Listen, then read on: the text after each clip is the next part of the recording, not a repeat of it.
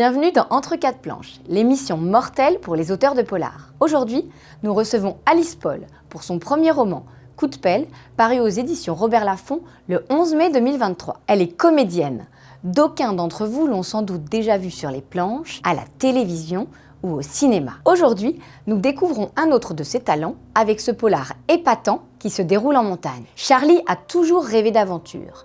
Et pourtant, elle n'a jamais imaginé devoir chausser des raquettes pour se rendre au commissariat et devenir capitaine trappeur. Mais une affaire effroyable, l'assassinat d'une fillette jamais résolue, la hante jour et nuit et la convainc de changer de vie. Ainsi se retrouve-t-elle sous la neige, à travailler en plein blizzard, à une demi-heure de Brégançon, un chien géant à ses basques. Elle espère y faire table rase du passé. C'est sans compter le corps d'un jeune homme retrouvé mort devant le portail d'une ferme. Ce polar polaire va vous asséner des coups au cœur. Mais je ne vous en dis pas plus. La suite, c'est Alice Paul qui va vous la raconter. Allez, on va la chercher.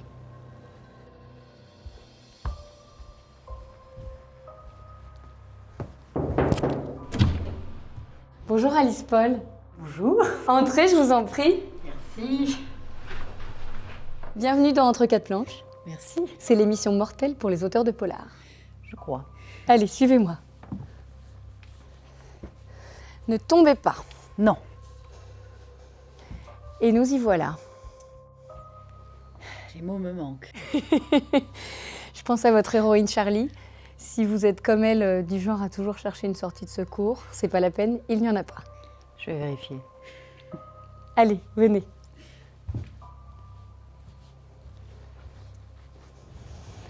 Voilà, installons-nous, Alice. Je ne sais Nickel. pas si vous vous êtes souvent assis sur un cercueil. Non, mais je ne veux pas y penser. Je fais comme si j'étais sur un petit tabouret. Nous sommes sur un banc. Sur un banc. Nous sommes sur un Dans banc. un jardin. Oui, Qui tout n'est pas à un fait. cimetière. Tout à fait.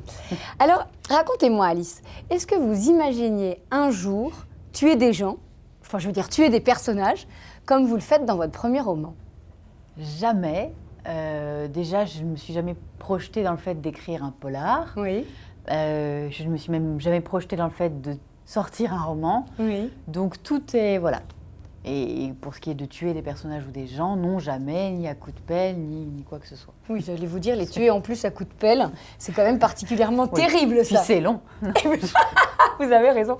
Et puis c'est long, je n'y avais pas pensé. Je pense. Est-ce que vous avez eu particulièrement de la peine à voir mourir certains personnages de ce livre?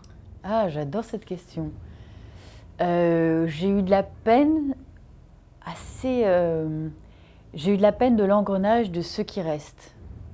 De ceux qui disparaissent, qui meurent, et de ceux qui restent, qui se débattent, qui étouffent sous le poids de la noirceur, des méandres. C'est plutôt pour cela que j'ai eu de la peine.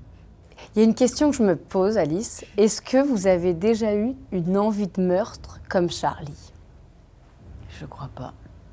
Je crois pas. Alors surtout que moi, je mets beaucoup de temps avant d'en vouloir à quelqu'un ou à une situation. Ça peut plus m'énerver ça, le destin mal foutu. Ça, je peux rentrer dans des colères terribles. Ouais. Mais pour quelqu'un, je mets beaucoup de temps. En revanche, si vraiment ça passe un cap très, très, très, très, très, très haut, Oui. peut-être que... Peut-être que vous Mais c'est très rare. embrayeriez au coup de pelle. Mais c'est très rare. Est-ce que vous pensez souvent à votre propre mort? Oui, enfin, c'est plus précisément, je pense à quid d'après. Est-ce que tout ça, c'est pour rien pour l'instant? Ça me paraît inconcevable. D'un autre côté, imaginer autre chose n'est pas facile non plus à co-créer dans sa tête. Donc ça, oui, c'est une question que j'ai en moi depuis que j'ai quelques mots à mon actif dans ma tête. Ce qui se passe dans l'au-delà, quoi. C'est ça qui Ouais, vous tracasse. ouais. Oui, et puis du coup, le destin de pourquoi là, pourquoi cette fin, et du coup, pourquoi tout ce bordel, ces cellules qui se développent, qui tout ça, s'il n'y a pas de finalité, c'est assez odieux. Et en même temps, j'ai pas l'explication.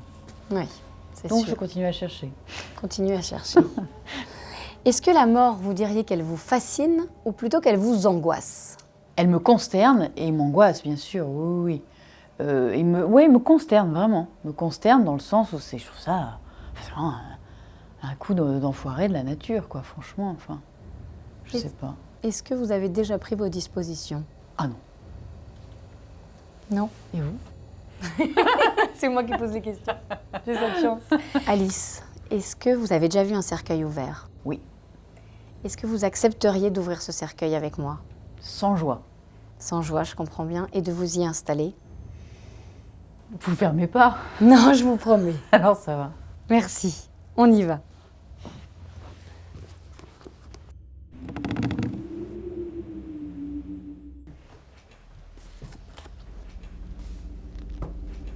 L'heure de notre interview mortelle a sonné, Alice. Ça va? Ça va. Pas si pire. On n'est pas si mal? Petit lait d'ânesse, c'est ouf. Alice, est-ce qu'il vous arrive souvent de faire la morte? Je veux dire de ne pas donner de nouvelles à vos proches. Alors, non, parce que je culpabiliserais de les laisser penser ça. Donc, par contre, ce qui m'arrive de faire, c'est d'envoyer un message Oui. en disant là, je prends pas mon téléphone, voilà, j'ai besoin d'être tranquille, machin, machin. Qui est exactement l'inverse que de pas donner de réponse. Parce que je devance les éventuelles questions. Que faites-vous pour tuer le temps? Ah ben, je ne veux surtout pas tuer le temps. Pour moi, c'est notre plus grande richesse. Donc, je m'ennuie jamais. Je ne sais pas ce que c'est que l'ennui. Quelle chance. Je ne tue jamais de temps. Qu'est-ce qui pour vous est une question de vie ou de mort, Alice? Une question de vie ou de mort, vivre dans la nature. Je ne peux plus vivre. Je ne peux plus vivre dans le bruit. Je ne peux plus vivre dans le manque d'horizon. C'est devenu impossible pour moi. Enfin, d'ailleurs, j'étais très malheureuse avec tout ça quand je restais vraiment tout le temps à Paris, au début de mes années parisiennes. Ça me manquait l'espace, la vue, le dégagement. Quand est-ce que vous vous sentez la mort dans l'âme? Quand est-ce que je sens la mort dans l'âme? Quand je regarde les infos en continu. C'est vraiment quelque chose, moi, qui me... Comment dire? Qui me vide, j'ai l'impression que je subis quelque chose sans pouvoir proposer la moindre solution. Et je déteste, je le fais, et ça m'arrive comme tout le monde. Enfin, comme plein de gens, disons. Et j'ai horreur de ça. Subir ce trop-plein d'informations, de détails, de tout, voilà, tout monter en épingle. Ça m'asphyxie le cerveau et l'âme. Qu'est-ce qui vous fait mourir de rire à l'inverse? J'ai très fou rire nerveuse. Moi. Typiquement, les situations en décalé, les moments où on ne doit pas rire. Si c'est premier degré dans un vrai moment, je peux être prise par quelque chose qui n'est pas du tout au bon endroit. Le décalage d'une situation, voilà. C'est quelqu'un qui n'arrive pas au bon endroit au bon moment. Dans quelle situation vous dites-vous qu'il n'y a pas mort d'homme, puisque l'expression n'existe pas au féminin? Je dirais pour tout, sauf pour le fait de mourir, effectivement. Qu'est-ce qui vous refroidit le plus dans la vie? La malveillance. J'ai horreur de la malveillance. J'ai toujours eu horreur de ça. Et j'ai horreur dans la même collection qu'on dise à lui il est gentil, que ce soit quelque chose de négatif. Ça m'attriste énormément, depuis toujours. Comment faites-vous pour rompre un silence de mort? Alors autrefois, quand j'étais jeune, ça m'angoissait épouvantablement et je comblais avec une logorée verbale aussi irrépressible. Maintenant, j'essaye de me dire que c'est pas que à moi de faire un effort. Donc s'il y a un silence de mort, j'attends. Je trifouille un petit pot de moutarde, tu sais, c'est au restaurant, dans une brasserie. Quel est votre cadavre dans le placard? Je dirais aucun cadavre, aucun cadavre dans un placard, parce que je suis très claustrophobe. Donc déjà là, je suis au maximum de ce que je peux faire. Qu'est-ce qui pourrait signer votre arrêt de mort, Alice? La fin de l'espérance, c'est le plus important. Espoir, le tout. Dernière question, Alice. Pour vous, quelle est la phrase qui tue? La phrase qui tue, c'est... Moi, j'ai toujours ce que je pense. Je trouve ça terrible de le faire et de le dire encore, de le revendiquer encore plus. C'est suspect peut-être. Ah, mais il faut me dire tout ce qu'on pense, que c'est affreux. Il ne faut pas, que c'est élégant. Merci Alice. Allez, on va pas passer la vie dans ce cercueil. Hein. Non, on en sort. Venez. Merci beaucoup d'avoir joué le jeu. C'est moi. Allez, venez. Alice, racontez-nous un petit peu la genèse de ce roman. Parce qu'au fond, vous aviez déjà écrit une pièce de théâtre, dans laquelle vous aviez joué d'ailleurs, je crois, lorsque vous aviez 19 ans. Qu'est-ce qui vous a donné envie de prendre la plume pour écrire un roman cette fois ? C'est un élan. Je n'ai pas pensé que j'en ferais un roman, je n'ai pas pensé que j'en parlerais avec vous, ni avec quiconque. Je me suis mis à écrire. Je suis partie sur la première scène, la première page du livre. une jeune femme qui fuit quelque chose, qui est dans une dameuse avec le vide autour et qui avance sur la neige. Voilà. Vous vous êtes lancé comme ça sans en savoir plus. Sans en savoir plus. Est-ce que vous avez une idée quand même de pourquoi avoir choisi le polar? Ça s'est fait à votre insu? Je dirais que ça s'est fait à mon insu, oui. Je suis partie sur la solitude de cette femme, sur ce qu'elle a laissé, sur ce qu'elle doit régler. Et il y avait forcément une intensité dramatique là-dedans. Et j'ai toujours eu beaucoup d'admiration pour les enquêteurs, les enquêtrices. Je me suis toujours demandé comment ils faisaient pour vivre avec ça, tapis au fond d'eux, tout ce malheur, tout ce partage de peine, tout ce caractère opiniâtre qu'il faut avoir pour résoudre une affaire. Et je pense que ça, c'est aussi quelque chose qui m'a servi de rampe de lancement. Vous mettez en scène Charlie, donc, c'est une capitaine de police qui est forte de 10 ans d'expérience, qui est courageuse, assez obsessionnelle, dites-vous, obstinée, qui place les libertés au-dessus de tout. Vous avez cette image très amusante, vous dites... Qu'est-ce que vous dites avec le Rubik's Cube d'ailleurs? Ah oui, une enquête plus retorse qu'un Rubik's Cube à faire avec des gants en caoutchouc savonneux. C'est ça? C'est ça. Autrement dit, rien ne lui fait peur, elle n'a rien à envier aux hommes. Je me suis demandé, Alice, pourquoi c'était important pour vous que ce soit une femme qui tienne le premier rôle dans votre premier roman? Eh bien pareil, je n'y ai pas pensé, c'est l'élan toujours. Il n'a jamais été question que ce soit autrement. Alors évidemment, je suis une femme, donc j'imagine que ça me met sur la voie. Voilà, ça n'a pas été... Je suis très contente que ce soit une femme maintenant quand j'y réfléchis intellectuellement, mais honnêtement, je l'ai fait comme ça, par instinct. Donc. L'instinct vous a bien guidé. Oui, oui. Charlie se débat dans ce que vous appelez un maelstrom montagnard, j'aime beaucoup cette expression. Elle va découvrir le corps d'un homme. Les auteurs de polar mettent de plus en plus souvent en scène des femmes flics. Est-ce que vous avez la sensation qu'un vent féministe souffle sur le polar? J'ai surtout la sensation qu'il y a un vent féministe ou juste un vent égalitaire qui souffle dans l'univers. Je crois que c'est plutôt ça. Dans quelle mesure avez-vous pu vous appuyer sur votre expérience d'actrice pour apprendre à écrire des scènes? Alors là aussi, j'ai pas l'impression d'avoir appris. J'ai eu l'impression que d'abord c'est un élan, c'est un appel de l'écriture, des mots ensemble, puis d'une histoire, puis d'une trajectoire. Et après, il y a le retravail. Voilà, l'aspect obsessionnel que là il faut aussi, j'ai l'impression, pour écrire un polar. En tout cas, moi j'ai eu besoin de ça. Donc non, j'ai pas l'impression que ça m'ait spécialement aidée. J'ai l'impression que par contre, l'accès à l'imaginaire, je m'en sers dans mon métier d'actrice.